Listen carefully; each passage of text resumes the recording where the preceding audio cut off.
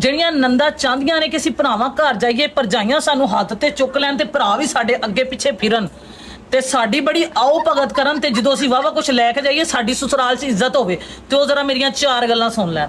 ਜਦੋਂ ਤੁਸੀਂ ਸਾਲਾਂ ਬਾਅਦ ਆਣਾ ਭਰਾ ਦੇ ਘਰ, ਉਸ ਟਾਈਮ ਤੁਸੀਂ ਭਰਜਾਈ ਦੇ ਮੱਥੇ ਲੱਗਣਾ ਤੇ ਉਹਨੂੰ ਹਾਲ ਚਾਲ ਪੁੱਛਣਾ ਹੈ। ਜਿਵੇਂ ਭਰਜਾਈ ਕੋਲ ਮੋਬਾਈਲ ਨਹੀਂ ਹੈਗਾ, ਤੁਸੀਂ ਭਰਜਾਈਆਂ ਨੂੰ ਨਾ ਮੈਸੇਜ ਕਰੋ, ਨਾ ਤੁਸੀਂ ਫੋਨ ਕਰੋ, ਨਾ ਹਾਲ ਚਾਲ ਪੁੱਛੋ। ਸਾਲ ਬਾਅਦ 6 ਮਹੀਨੇ ਬਾਅਦ ਜਦੋਂ ਖਿਦਮਤ ਕਰਾਣੀ, ਉਦੋਂ ਤੁਹਾਨੂੰ ਭਰਜਾਈ ਯਾਦ ਆ ਜਾਵੇ, ਤੁਹਾਡੇ ਲਈ ਭਰਜਾਈ ਜ਼ਿੰਦਾ ਹੋ ਜਾਵੇ। ਅੱਗੇ ਪਿੱਛੇ ਤੁਸੀਂ ਸਵੇਰ ਦੁਪਹਿਰ ਸ਼ਾਮ 3 ਟਾਈਮ ਰੋਟੀ ਖਾਣ ਲੱਗਿਆ 3 ਟਾਈਮ ਤੁਸੀਂ ਭਰਾ ਦੇ ਨੰਬਰ ਤੇ ਮੈਸੇਜ ਕਰਨੇ ਨੇ, ਫੋਨ ਕਰਨੇ ਨੇ, ਉਹਦਾ ਹਾਲ ਵਾਲ ਪੁੱਛਣਾ ਹੈ, ਗੱਲਬਾਤ ਕਰਨੀ ਹੈ। ਲੇਕਿਨ ਭਰਜਾਈ ਦੇ ਨੰਬਰ ਤੇ ਨਹੀਂ ਕਰਨੀ। ਭੁੱਲ ਕੇ ਮਿਸ ਕਾਲ ਵੀ ਨਹੀਂ ਮਾਰਨੀ ਕਿ ਮਿਸ ਕਾਲ ਹੀ ਮਾਰ ਦਈਏ। ਤੇ ਫਿਰ ਜੇ ਤੁਸੀਂ ਭਰਜਾਈਆਂ ਨੂੰ ਭੁੱਲੀਆਂ ਤੇ ਫਿਰ ਭਰਜਾਈਆਂ ਤੇ ਤੁਹਾਨੂੰ 100 ਵਾਰੀ ਭੁੱਲੀਆਂ ਨੇ। ਫਿਰ ਤੁਸੀਂ ਸਾਲ ਬਾਅਦ ਮੂੰਹ ਵਿਖਾਣੇ ਨੇ ਤੇ ਭਰਜਾਈਆਂ ਨੇ ਤੇ ਤੁਹਾਨੂੰ ਪਛਾਣਨਾ ਹੀ ਕੋਈ ਨਹੀਂ। ਫਿਰ ਆਖਣਾ ਭਰਜਾਈ ਗੰਦੀ ਏ, ਭਰਾ ਚੰਗਾ। ਭਰਾ ਨੂੰ ਪੁੱਛਣਾ, ਭਰਜਾਈ ਨੂੰ ਨਹੀਂ ਪੁੱਛਣਾ। ਜਿਹੜੀਆਂ ਭੈਣਾਂ ਨੂੰ ਭਰਾ ਪੁੱਛਦੇ ਜੇ ਨਾ ਵਿਆਹ ਤੋਂ ਬਾਅਦ ਵੀ, ਦਿੰਦੇ ਨੇ ਪੈਸੇ, ਈਦ ਸ਼ਬਰਾਤ ਉਹਨਾਂ ਦੇ ਘਰਾਂ 'ਚ ਜਾਂਦੇ ਨੇ, ਉਹ ਕੰਨ ਖੋਲ ਕੇ ਜ਼ਰਾ ਸੁਣ ਲਵੋ। ਉਹਨਾਂ ਦੇ ਪਿੱਛੇ ਉਹਨਾਂ ਦੀਆਂ ਬੀਵੀਆਂ